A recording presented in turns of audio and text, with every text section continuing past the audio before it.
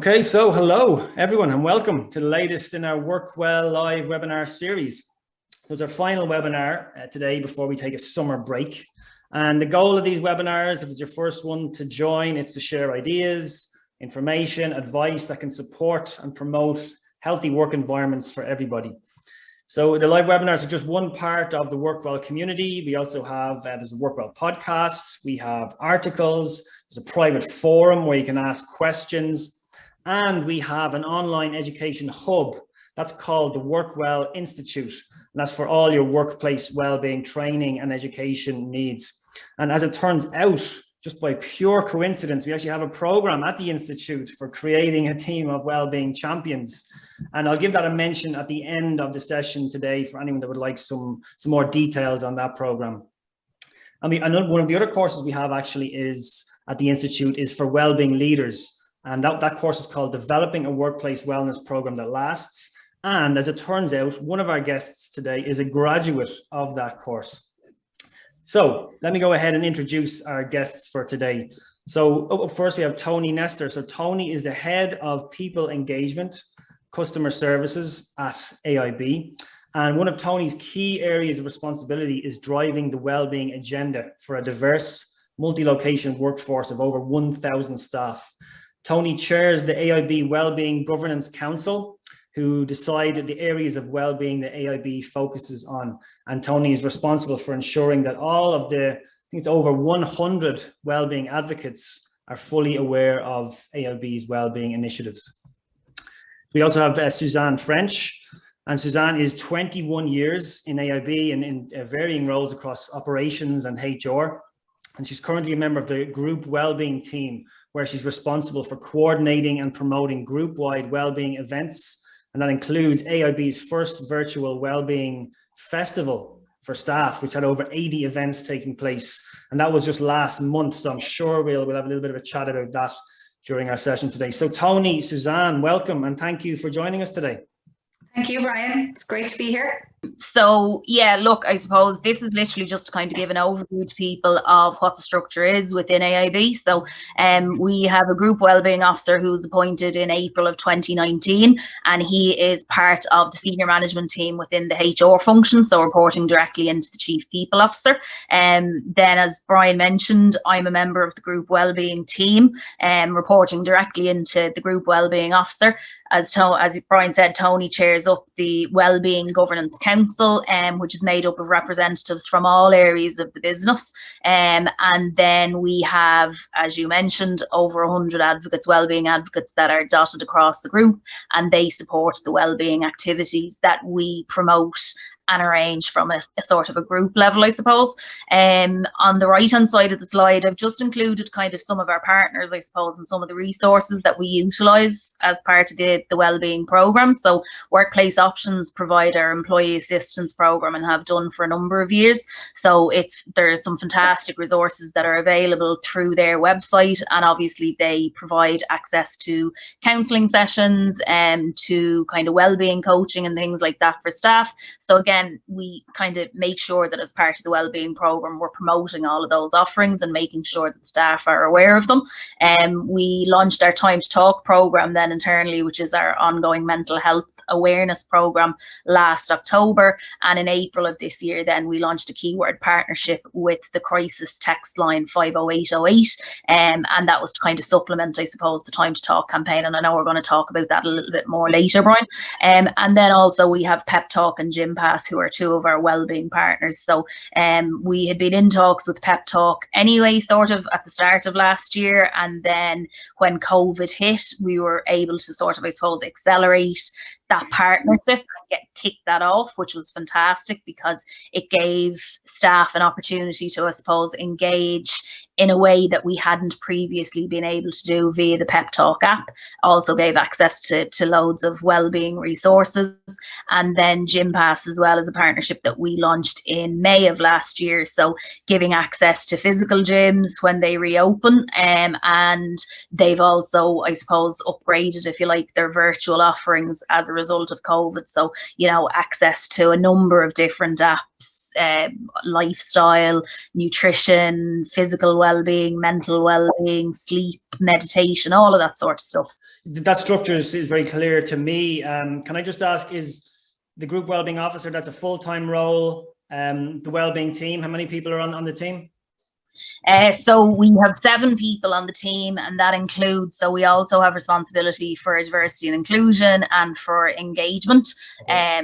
So there are 7 people on that team, and then, as I said, Wellbeing Council, we probably have in the region 20 people on that, Toni, representing all areas of the business. Yeah, that's it, exactly. So our Wellbeing Council is, as you said, Brian, really look after the governance with regard to what's decided, how the money is spent, where we really need to focus, and very much kind of planning for the future as well. And those people, they are, I suppose, volunteers are very much so, people who are key advocates of wellbeing and really feel or understand the importance of wellbeing across the organisation. But these people, and myself included, we are actually in the business rather than being part of HR, which we feel is a really important part, because what we've seen, and we can talk a little bit later with regards to the advocates around this as well, is that when people have personal responsibility, or when they feel a sense of ownership for something, that is really when we can see that things are driven. And we see that not only across the council, but also across the advocate group. And if we look at the advocate group, it's kind of grown a little bit since we probably last spoke. We've kind of close to maybe 200 advocates across the organisation now, and we're really proud. They're an amazing group of people, and I know there's a few of them on here today, so a big hi to everybody, and thanks.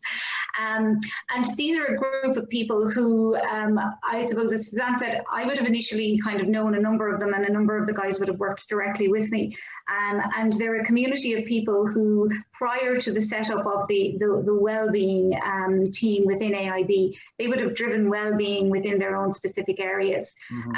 And what we were being able to do is leverage off their commitment and their passion to wellbeing, and created this really, really strong community right across the organisation. And I suppose it's not just here in the Republic. I suppose it's also in Northern Ireland, in the UK, and also in the US. And we're very, very conscious of the fact that we want everybody across AIB to have the same experience around wellbeing. And before the wellbeing officer was appointed and the team created, there were pockets, as I said, where wellbeing was very, very strong.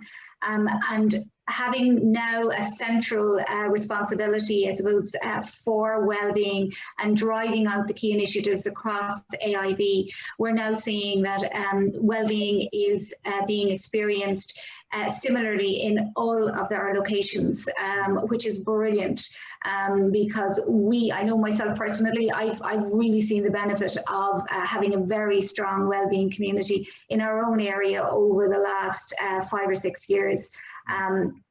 And it's been great to be involved in something like that.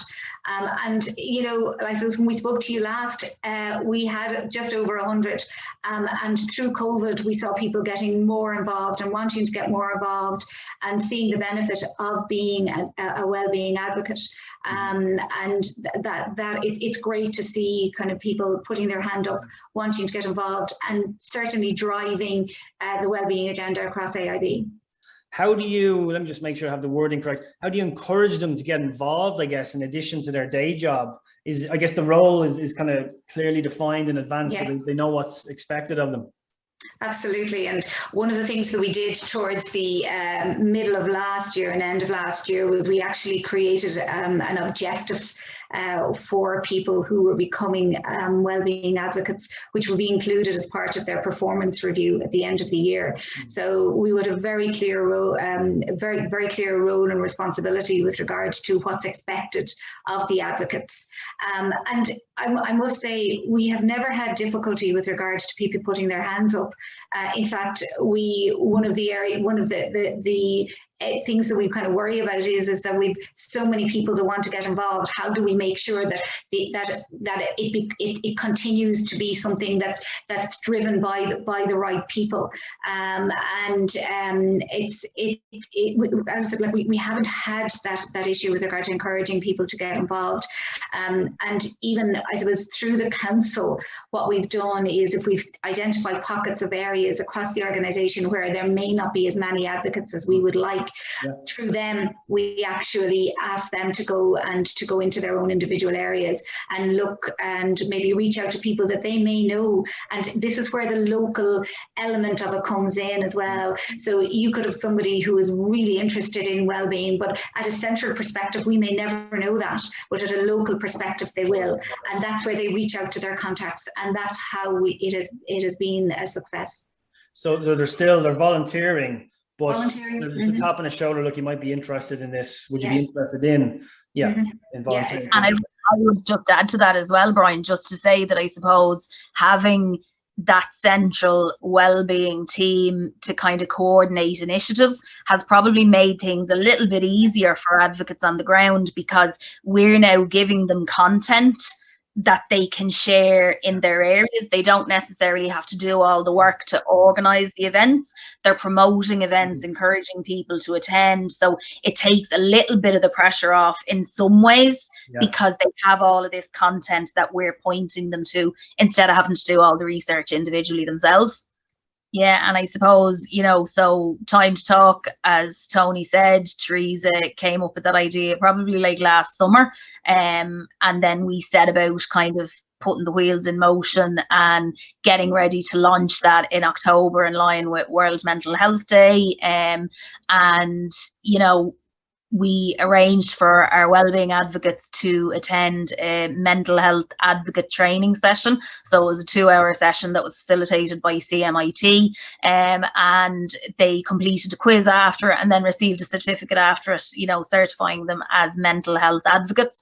And then throughout the month, I suppose, we would have had people who came forward and shared their stories of difficulties that they may have had with mental health and also with other things. So October was Breast Cancer Awareness Month as well. So we had colleagues across the group who shared their stories. And again, one of the things that we're always talking about, and that Giles Barrett, as our group wellbeing officer, is always talking about, is, it's all about hearts and minds. So people connect with people. All of our staff connect with colleagues and their stories and the realities of maybe some of the struggles that they're facing. So in having staff members who are brave enough, I suppose, to share their stories and tell people about times maybe when things weren't so great for them and they had to reach out to the likes of our employee assistance program for support and how they got through it, that kind of encouraged people to share their own stories and kind of say that, okay, it's all right to actually hold my hand up and say, do you know what, I'm not okay at the moment and I need support.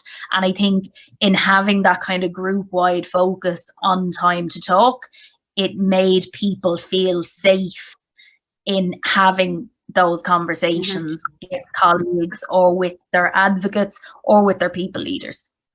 That sounds like that's exactly what you've been doing. It's almost like a campaign to create a more psychologically safe work environment over time. It didn't happen overnight, but the more and more people you trained up, you even branded it. You've got the logo, the hashtag Time to Talk. You're just getting it out there. You're communicating about it. It's still happening regularly, the Time to Talk campaigns, and I think you even have a virtual background that says Time to Talk. So just you're getting that message out there more and more and more, and unsurprisingly, people are being a little bit more encouraged to talk about their own stories. When you hear somebody else sharing, maybe you're more inclined to share, and it's just over time, it's that trickle effect that can lead to that more psychologically safe work environment. Exactly. And it's reminding people again that it's an always on program. So, that was something that we were very definite about when we launched it in October. This isn't something that we're just doing in October and we're going to forget about it in November. it's an always on campaign. And, you know, earlier in the year in April, we teamed up, and I'd mentioned or referred to it on the slide, we had teamed up with Crisis Support Line as one of their keyword partnerships to advertise the service that they provide. So that's a service that's available to everybody. So there's a line that's accessible in the Republic of Ireland, there's one that's accessible in Northern Ireland and the UK, and there's one that's accessible in the States. It's not an AIB product, it's not an AIB offering, it's something that's accessible to everybody. But as in us signing up as a keyword partner, so using that T2T as a reference to our Time to Talk campaign, it was building awareness about it and letting colleagues across the group know about it as a resource that they could use if they wanted a text option to talk to somebody, but also that they could tell their family members, their friends, you know, anybody that they felt might actually need it and might prefer to use that text option to talk to somebody. And like, I think one of the things that I was really surprised about when we spoke, you know, when we started those conversations with the team at 50808 was, you know, the reasons why somebody might use it. I had kind of really assumed that it was a generational thing, you know, that young people might prefer, but actually some of the scenarios they talk through where, you know, you're living in a house share and there actually isn't a space for you to have a private conversation with somebody. So it's much easier to have a text conversation, or, you know, everybody's working from home at the moment. So like the whole family is there and nobody actually has that quiet space to have a conversation. So using that text option is so much easier. So like we were delighted to be able to do that again as part of that Time to Talk program, but also to bring awareness to a resource that's available to everybody. Yeah, you touched on another really important point there as well. When you're talking about the Time to Talk campaign, is that wasn't just a campaign for October. No, that was an ongoing campaign. Yeah. And that's almost an issue I have. Like, I'm a big fan of, you know, mental health first aid. It's a wonderful program, but I see far too many organizations, they sign up, a few colleagues sign up, and then they're expecting, well, that's it, that's our mental health program taken care of. But there's no plan in place for those first aiders. There's no support in place for them after the training. It's just, you check back in a year later, 2 years later, and there's no kind of support or no program in place. But you certainly have that foundation there that's ongoing today. Exactly. And we've actually used that, you know, you mentioned our virtual Wellbeing Festival. You know, as part of that, we had included, again, based on feedback from colleagues earlier in the year when we were talking. So I would deliver Time to Talk masterclasses for colleagues across the group. And one of the things that we talk about or that we highlight is kind of some of the symptoms of panic attacks, anxiety, depression. And coming out of that, I had a couple of staff members who attended those sessions come to me and either send me a mail or pick up the phone to me and say, do you realise actually that some of those symptoms that you're talking about are the symptoms of menopause or perimenopause as well? So that kind of got me thinking, did a bit of research and discovered, yes, absolutely it is, you know, that it can be something that really is a huge issue for women and for their family and friends because of the impact that it has on relationships, you know. So as part then of our Everybody Fest, we made sure to include a couple of sessions like panel discussions with menopause experts, and we sort of branded that as it's time to talk about menopause, because it isn't just about sort of the mental health. It's time to talk, I suppose, about any issues or any things that there's a stigma attached to that people don't feel comfortable in talking about. So again, it's that kind of evolution, I suppose, of the Time to Talk program. And, you know, those 2 menopause sessions that we had were hugely, you know, well received. Like the feedback and the comments that we had from colleagues across the group about them now feeling more comfortable in starting a conversation with their colleagues. And instead of it being, oh, it's, you know, women of a certain age, you know, and you can't mention it, actually some of the things that we found out is, you know, perimenopause, you can start the symptoms of that like in your mid to late 30s, you know, and a lot of women don't actually realize that. So again, as you mentioned, Brian, it's about that kind of psychological safety and letting people know that, yes, we're having the conversation on a group wide level, so that nearly enables you or encourages you to continue those conversations locally yourselves. And that's a question actually that's just come in there is, what's the meeting frequency or communication strategy for the advocates, for the council, and the training? Then what kind of training is provided? I think you kind of touched on it. There's a new program coming. So if we take it maybe from the top down, so the council meet once a month, okay. And we have a very defined agenda that we get through. We meet with the advocates once a month as well. So prior to COVID, we were able to do that in person, which was brilliant. And following COVID, I suppose during COVID, we had to adapt really quickly because we were so dependent on this group of people with regards to promoting well-being within their areas and promoting, for example, as Suzanne mentioned, our EAP or our workplace options, people knowing what options are available to them, people feeling comfortable to say, you know what, I don't feel okay today. So we meet with our advocates on a monthly basis as well. And as I said, initially in the kind of kickoff after COVID, it was very much kind of training and kind of talking about what people are experiencing and maybe issues that people were experiencing, and looking at kind of finding the resources to be able to support our advocates in that. We're going to actually kind of, Suzanne will touch on the Everybody Fest, which was a massive initiative over the past month. And we're actually going to just kind of take some time over July and August to kind of reassess, look at what has worked well during the first half of the year, learn from that.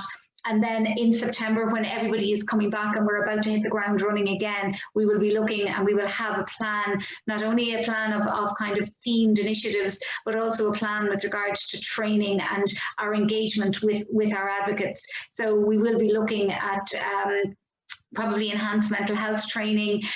We will also be looking at, one of the things that we're very conscious of over the last while is we have asked an awful lot of our advocates in the last 15 months, and we need them now to start thinking about themselves as well. So one of the areas that we're looking at for themselves, and we mentioned kind of the psychological safety element, but also psychologically looking after themselves as well. And this was something that we want to give back to the advocates as a thank you for the wonderful work that they've done over the last 15 months. I think one of the things as well is that, you know, kind of your well-being isn't just about your mental and your physical well-being. I mean, Suzanne spoke about financial well-being, but it's also your career well-being as well. And it's the opportunity to learn and grow. And, you know, by providing this training to, or any type of training, that helps people with regards to developing themselves and becoming kind of their true self in some ways as well.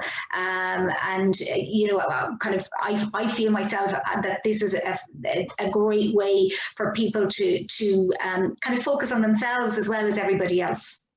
Absolutely, yeah. Brilliant, yeah. I'm conscious of time here. I wonder, we've got a good few questions coming in, so we might try a few quick fire round or something like that, see if that works. Yeah. The wellbeing budget question is coming up a few times there. Well, people asking, well, about the budget. Tell us about the budget. The budget. Yeah. So I suppose the budget, this is always a question that's asked. And one of the things is, okay, look, you know, we work in a big organization and there is a central budget. But what I would say is a lot of the things that we do, we actually use our own internal resources for as well. So, you know, if we look at it, if you have somebody in your organization who, for example, is a yoga instructor, or, you know, who likes to run, you know, we this is how we started off. We used our own internal resources. And, you know, Suzanne mentioned our wellbeing officer, Giles Barrett. He is very much about using what you have internally, because they're the best ambassadors that you're going to get. So the example that I used earlier on with regards to the jump into Jan, you know, that was somebody who's interested in nutrition and who's interested in physical exercise, who's willing to share, and that is where we've created the community. So, you know, while we will have something centrally, we're always extremely conscious with regard to getting the best value for our money and making sure that we are, we're not just running initiatives because they're the right thing to do. We're very much about running initiatives that will reach as many people as we possibly can, and not being very specific for one group or another. Then that comes to the next question that's probably next most popular is, what about the time commitment then, let's say for the advocates or the Wellbeing Council members then? How does that work? Is it formal time? I know you touched on the objective actually, which is interesting. You know, that might be something new. You might touch on that again. Yeah. So the council part of it is very much voluntary.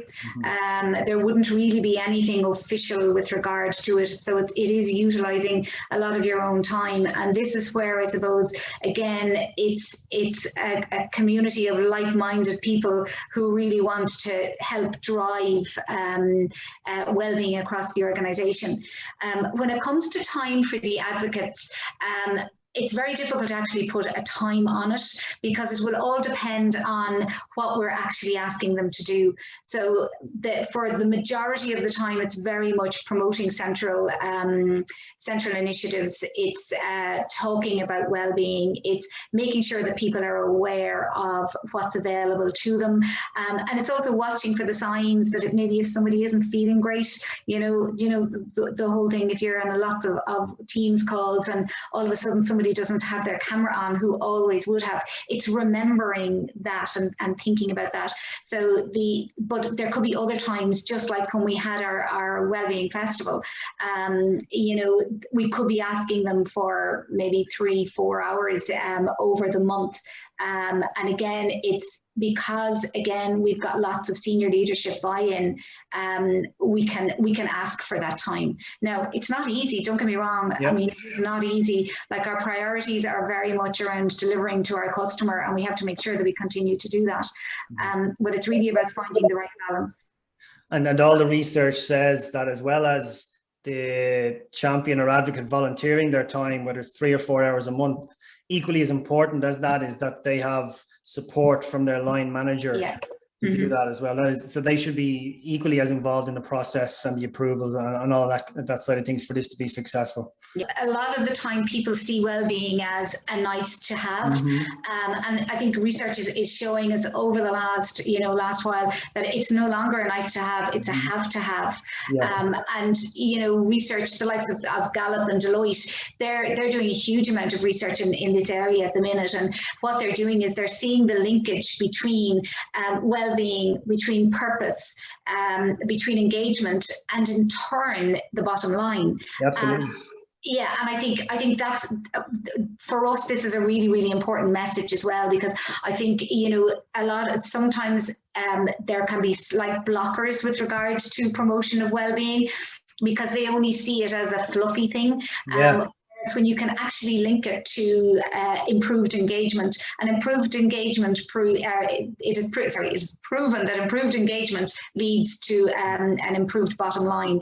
And I think when you, as Suzanne says, when you can join all of those dots, and you can see what an impact it has from a strategic perspective to the organization, then that's when you get a lot more buy-in. And that's one of the questions we have actually. It's how do you do that then? How is the wellbeing program linked to the strategy, to the overall organizational strategy, and are you measuring? Are you able to measure what you're doing from a wellbeing perspective to show to the leadership team, look, here's how we impacted the bottom line, for example? Yeah, and that is the difficulty. So the bottom line is the difficulty, because again, these aren't tangible things that you can actually look at. So what we're doing is we do regular check-in surveys. So if we look at it, I think it might have been in April 2020, our survey would have said that 59% of people felt that AIB wouldn't have been looking after their well-being, whereas our recent survey in May of this year said that 80% of people that responded said that AIB were looking after they were, I can't remember the exact wording of it, but it was that they were interested in their well-being and they were putting supports in place. But that's a massive, massive jump. particularly in a virtual environment, and also in the situation that we're all finding ourselves in a pandemic. And it's that type of survey that we feed up into a senior leadership perspective, because the stats are there and the data is there to prove that. The other area we would look at is very much around participation. Yeah. And looking at the numbers for various different things. That tells us two things. It tells us about engagement, but it also tells us if we're hitting the mark, and are people interested in what we're putting on, that helps us then plan for the future as well. And I think a final question then, you've been really generous with your time. The objectives you mentioned earlier, is that like an annual objective for wellbeing advocates? So it's almost like they're KPIs, if you like. So they now have a wellbeing, there's a target, if you like, from a wellbeing perspective. Is that right? So there isn't an actual target. So what we're asking, again, this is the overall wellbeing group has just been in place since 2018. I'm right, I always get this wrong, Suzanne. Giles was appointed Group Wellbeing Officer in April 2019, but at that stage it was only himself and one other person. And then the wider team, I suppose, came into being in June last year. Yeah, so it's only since then that we've actually started to look at this with regards to the kind of return on investment with regards to targets. So we don't do individual targets. So what it's very much around is proof of engagement with wellbeing activities. It's proof of promotion. It's coming up with ideas at a local level, and they will evolve over time as we become more, as wellbeing becomes more embedded in everything that we do. Well, I think that's a real positive step. I know there's companies in the US that are doing this, where wellbeing is an objective on the annual KPIs, if you like, and it's different forms, different shapes. It's not perfect yet, but having it in there in some shape or form for everyone, for line managers, I think it's a key kind of metric we can work towards. So I think it's a definite positive step. So well done to AIB for including that. Just one thing, and it's really that this is a journey. Give yourself time. If you are starting, it's not going to happen overnight, and don't be too hard on yourselves, because it can be tough, but once you crack it, it's brilliant. Brilliant. And I was going to ask a final question. Advice for maybe take yourself out of the AIB, the larger organization, for a while, maybe a smaller organization looking to get started. Any kind of advice there? And it's just trying to create that shared ownership for wellbeing. And any thoughts? Find a sponsor. And I don't mean a sponsor as in a money sponsor. I mean a sponsor within the organization at a senior level who will definitely promote wellbeing with you. Fantastic. Yeah. Great advice. Now this won't get you to the finish line. This will get you to the start line if you're interested in creating a program, or maybe it's refreshing a program as well. And I do it live. I use Zoom. I think Zoom, the whiteboard in Zoom is an awful lot more user friendly than the one on Teams. I've tried it on Teams and it was a little bit of a disaster. I won't go into detail on that one, but Zoom is really good for interaction, for workshops, for the breakout rooms, all that kind of stuff. It's very easy to just spell out what's included in the 4 sessions, but here I think the easiest way to do it, and the positive feedback I get on the sessions, is the outputs. What are some tangible outputs we would actually get from this training? And here it is, and we've touched on this in the session. First session, we look at how can you align what you're doing from a well-being perspective with the organization's vision. So can you demonstrate to the senior leadership team that by working towards well-being here, they're working towards our well-being vision, we're actually working towards the organization's vision. So the well-being stuff we're doing here is actually supporting us at an organizational level and the bottom line ultimately. So that's one of the things we look at. We'll get a draft well-being vision statement out of that session. I think it's really important to look at what are the roles and responsibilities of a well-being champion or advocate in our organizations. And what's really empowering is, can you encourage the champions themselves, the advocates, to input into that process and to actually help define the role and responsibility? How empowering is that if they can have a say in that? So that's something we look at. And also, nobody knows the challenges and the barriers of getting wellbeing initiatives running in your organization better than your own teams. So we look at that. We've also got a really nice kind of, 1 year, what does the future look like? How we plan ahead, do a nice 1 year in the future exercise as well. There's some of the key kind of tangible outputs you'll get from the program. Go to workwellinstitute.org to find out more, or drop me an email at any stage.